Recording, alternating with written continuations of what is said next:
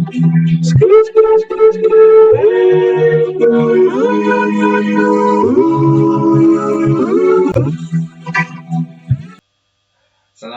warahmatullahi wabarakatuh. Perkenalkan, nama saya Dravind Siarja dengan NIM akhir 2040. Nah, di sini saya akan membahas tentang akuntansi pinjaman kors untuk memenuhi tugas UAS praktek akuntansi perbankan dan syariah. Dengan dosen pengampu Bapak Dr. Andes Marmono, Singge, MSI. Oke, next. Nah, di sini kan ada yang pertama ada definisi pinjaman kors. Kors ini berarti menyerahkan harta kepada orang yang menggunakannya untuk dikembalikan gantinya pada suatu saat. Kors merupakan transaksi yang diperbolehkan oleh syariah dengan menggunakan skema pinjam-meminjam. Jadi di sini kors ini berarti kan menyerahkan harta pada orang yang menggunakannya untuk dikembalikan gantinya pada suatu saat. Transaksi ini diperbolehkan oleh syariah ya. Lalu berikutnya ada definisi akad kors. Akad kors ini merupakan akad yang memfasilitasi transaksi peminjaman sejumlah dana tanpa pembebanan bunga atas dana yang dipinjam oleh nasabah. Jadi nasabah itu meminjam tanpa adanya pembebanan bunga. Lalu ada ketentuan syar'i. Nah, ketentuan syar'i ini yang pertama, larangan mensyaratkan tambahan pengembalian atas suatu pinjaman. Yang kedua, larangan menunda pembayaran peminjaman bagi orang yang mampu. Yang ketiga, perintah meringankan beban orang yang kesulitan membayar pinjaman. Lalu yang keempat, pembolehan mengenakan biaya administrasi. Lalu yang terakhir ada pembolehan pengenaan sanksi pada peminjam yang mampu tapi melalaikan kewajibannya. Berikutnya ini ada rukun transaksi pinjaman kars. Transaktor terdiri atas pemberi pinjaman atau mukrid, yang kedua penerima pinjaman atau muktarid. Lalu ada objek kors atau mahal al-kors.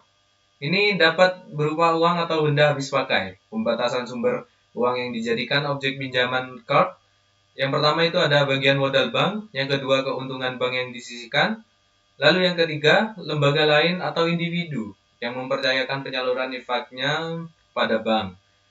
Lalu ada ijab dan qabul. Nah, pelafalan perjanjian ini dapat dilakukan dengan lisan, isyarat, bagi yang tidak bisa berbicara, tindakan maupun tulisan.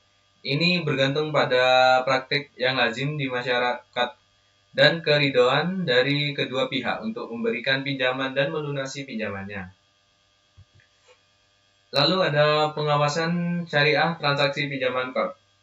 Yang pertama ini meneliti apakah pembiayaan yang telah diberikan berdasarkan kors tidak dipergunakan untuk kegiatan yang bertentangan dengan prinsip syariah.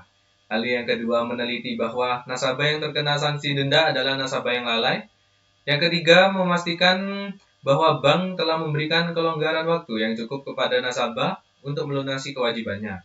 Lalu yang keempat, meneliti apakah pendapatan yang diterima bank dari nasabah atas pengenaan sanksi telah diakui sebagai sumber dana kebajikan.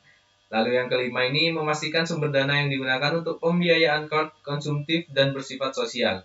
Lalu yang terakhir, ini ada memastikan bahwa sumber dana yang digunakan untuk pembayaran kors dalam rangka dana talangan nasabah adalah berasal dari modal bank. Nah, ini ada contoh kasus. Yang pertama ini pada awal bulan Juli 20 XB, Bapak Hari yang berprofesi sebagai tukang sapu jalan meminjam kepada bank syariah dengan skema kors untuk membayar uang masuk sekolah anaknya di SMA. Nah, informasi terkait akad yang disepakati adalah sebagai berikut. Jadi yang pertama itu jumlah pinjamannya sebesar 2 juta rupiah, lalu lama pinjamannya selama 4 bulan, dan biaya administrasinya sebesar 10.000 rupiah. Lalu buatlah jurnal untuk transaksi berikut.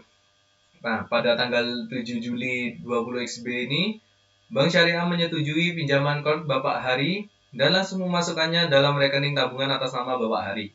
Pada hari yang sama, Bank Syariah ini langsung memotong biaya administrasi atas transaksi pinjaman kors. Jadi dalam penjurnalan ini tanggal 7 Juli 20 XB, rekening pinjaman kors itu masuk dalam kolom debit sebesar 2 juta rupiah. Lalu ada rekening nasabah Bapak Hari pada kolom kredit sebesar 2 juta rupiah.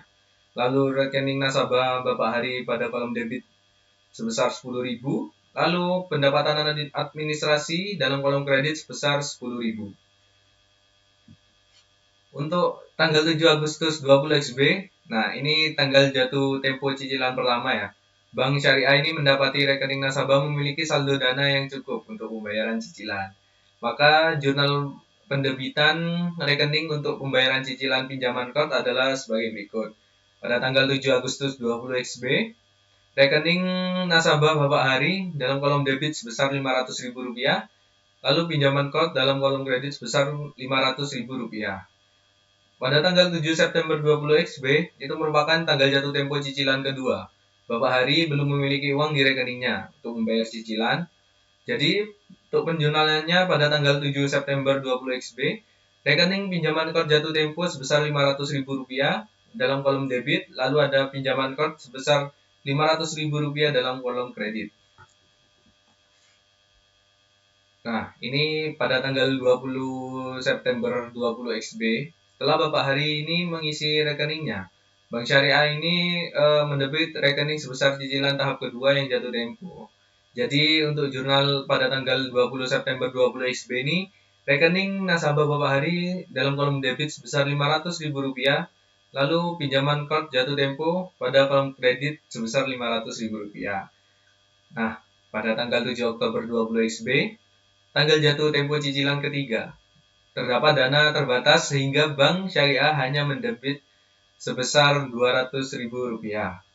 Untuk jurnalnya ini pada tanggal 7 Oktober 20 XB, rekening nasabah Bapak Hari ini dalam kolom debit sebesar Rp200.000, lalu pinjaman kort jatuh temponya sebesar Rp300.000, dan pinjaman kort dalam kolom kredit sebesar Rp500.000. Pada tanggal 15 Oktober 20 XB, Bapak Hari memasukkan sejumlah dana sehingga memungkinkan Bank Syariah untuk mendebit sisa cicilan yang belum didebit oleh rekening bank. Yang pertama ini pada tanggal 15 Oktober 20 XB, rekening nasabah Bapak Hari dalam kolom debit sebesar Rp300.000, lalu dalam kolom kreditnya ada pinjaman kort jatuh tempo sebesar Rp300.000. Lalu, tanggal 7 November 20 XB, waktu pembayaran cicilan terakhir, yang juga merupakan waktu akhir periode pinjaman kort Bapak Hari, di samping pembayaran cicilannya yang terakhir, sebagai rasa terima kasihnya kepada Bank Syariah yang telah memberi pinjaman kort untuk pembayaran uang sekolah anaknya, memberikan imbalan sebesar Rp200.000 kepada Bank Syariah. Penyerahan cicilan dilakukan via debit rekening, sedangkan dari imbalan dilakukan secara langsung tanpa melalui debit rekening. Jadi untuk jurnalnya pada tanggal 7 November tahun 20 XB ini, dalam kolom debit itu ada kas sebesar Rp520.000, lalu ada kolom kredit ada pinjaman kad sebesar Rp500.000, dan juga ada pendapatan operasi lainnya dalam kolom kredit itu sebesar Rp20.000. Mungkin itu saja yang bisa saya sampaikan. Terima kasih, mohon maaf atas kekurangannya. Semoga video kali ini bisa membantu kalian untuk belajar semua. Terima kasih.